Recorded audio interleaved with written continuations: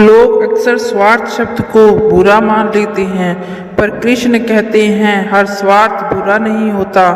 यदि कोई स्वार्थ सिर्फ अपने सुख के लिए दूसरों को दुख देकर किया जाए तो वह अहंकार बन जाता है, पर यदि स्वार्थ अपने आत्म कल्याण के लिए, अपने धर्म और अपने कर्तव्य के लिए हो तो वह आत्मधर्म कहलाता है, ना कि स्वार्थ। जैसे एक दीपक पहले खुद जलता है, फिर अपने प्रकाश से सबको रोशनी देता है। अगर वह खुद ही बुझा हो तो किसी को रोशनी नहीं दे सकता। वैसे ही जब तक तुम खुद को नहीं संभालोगे, खुद को नहीं समझोगे, तब तक दूसरों को सच्चा प्रेम या सहायता नहीं दे पाओगे। राधा का प्रेम निस्वार्थ था, पर उसमें एक गहरा आध्यात्मिक स्वार्थ छिपा था। वह चाहती थी कि कृष्ण उन्हें मिले नहीं, बल्कि वह कृष्ण में खो जाए। उनका स्वार्थ आत्मा को परमात्मा से मिलाने का था। ऐसा स्वार्थ ही मोक्ष की ओर ले जाता है।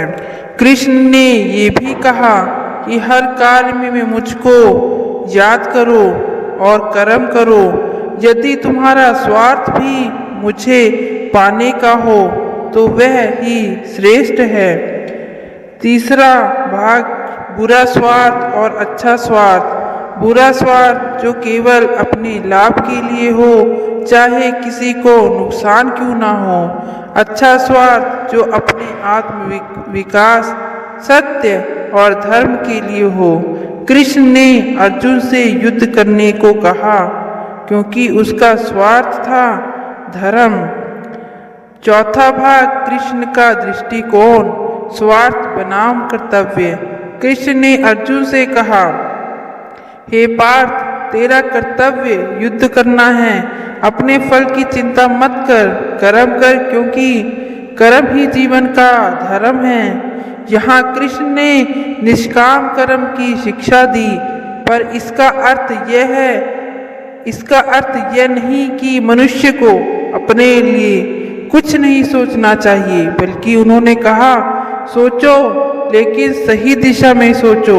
अगर तुम्हारा स्वार्थ अपने कर्म को पूर्ण करने का है तो वह तुम्हें ईश्वर के और करीब ले जाएगा, पर अगर तुम्हारा स्वार्थ सिर्फ अपने लाभ के लिए है तो वह तुम्हें बंधन में डाल देगा। राधा का प्रेम ऐसा था जिसमें मैं का अस्तित्व मिट गया था। पर क्या राधा स्वार्थ रहित थी?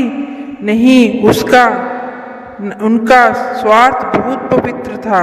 वह चाहती थी कि उनका हर श्वास, हर भावना और हर स्मरण सिर्फ कृष्ण में ही समा जाए।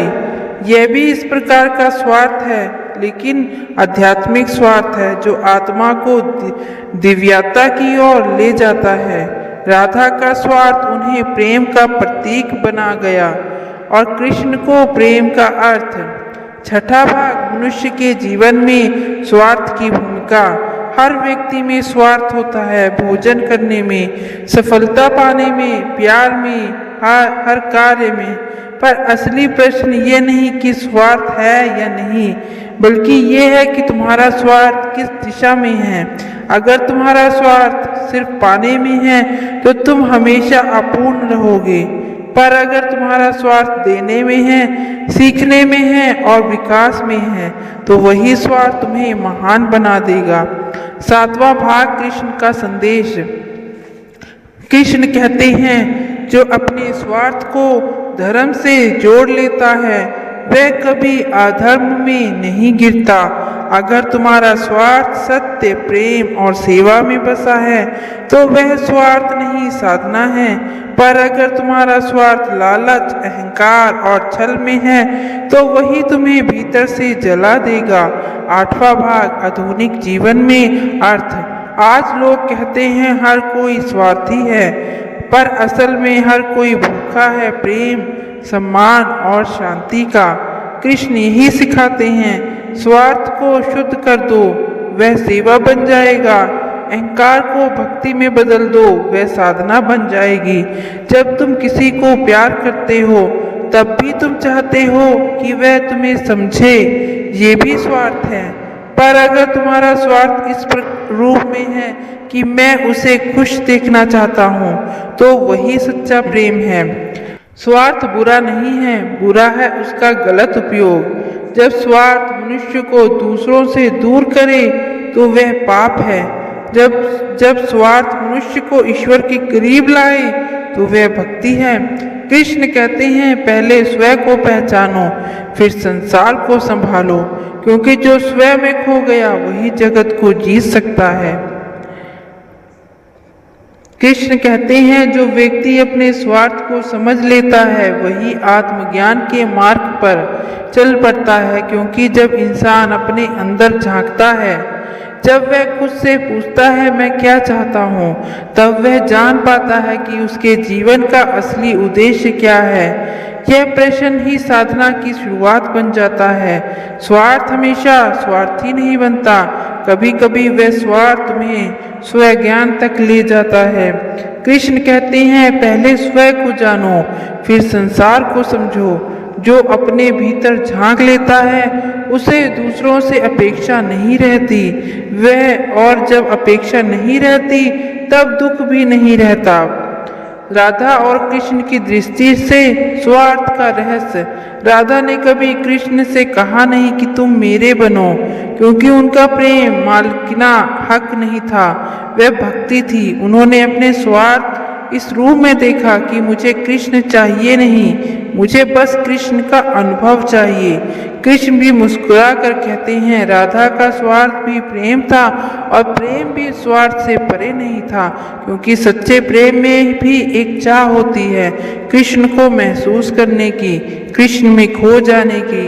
ये चाह भी स्वार्थ है, पर यह आध्यात्मिक स्वार्थ है जो इंसान को छोटा नहीं बल्कि दिव्य बना देती है। हर व्यक्ति किसी न किसी स्वार्थ से प्रेरित होता है। माँ अपने बच्चे को पालती है, उसमें प्रेम, लेकिन एक स्वार्थ भी है कि वह अपने अंश को बढ़ते देखना चाहती है।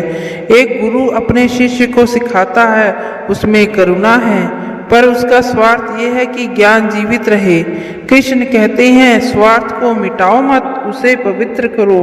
जब स्वार्थ ईश्वर से जुड़ जाता है तो वही भक्ति बन जाता है।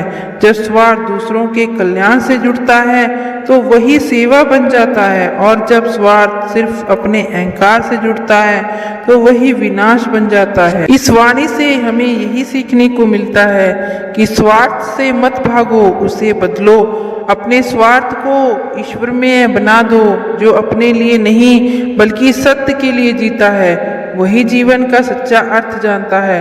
राधा ने हमें सिखाया कि निस्वार्थ प्रेम, कृष्ण ने सिखाया धर्मयुक्त स्वार्थ, और दोनों से मिलकर सिखाया जीवन का रहस्य यही है कि स्वार्थ और प्रेम के बीच संतुलन बनाए रखो।